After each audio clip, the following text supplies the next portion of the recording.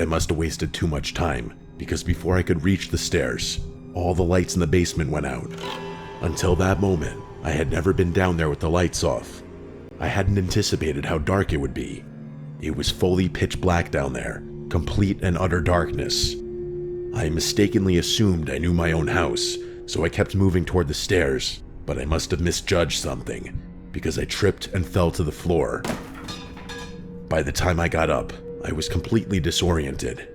The chaos and fear of the situation was overwhelming my brain, and I couldn't think.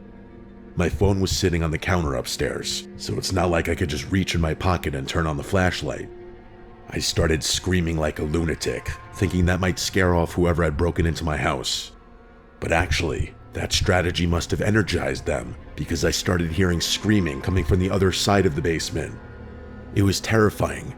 I was screaming into the darkness, trying to seem like I was crazy, and someone on the other side of the room was doing the same exact thing, and his screaming was much more intimidating than mine.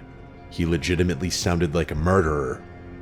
I stopped screaming, and he followed suit. I started navigating around the basement purely by touch. I had no other choice, and I started hearing movement behind me. He must have been doing the same. The sounds were getting closer, and amidst the horror of everything, I couldn't help but get the sense that he knew my own basement better than I did. I knew I was getting closer to the stairs, but that basement is massive. I started hearing breathing coming from somewhere behind me, and I genuinely thought he was going to catch me.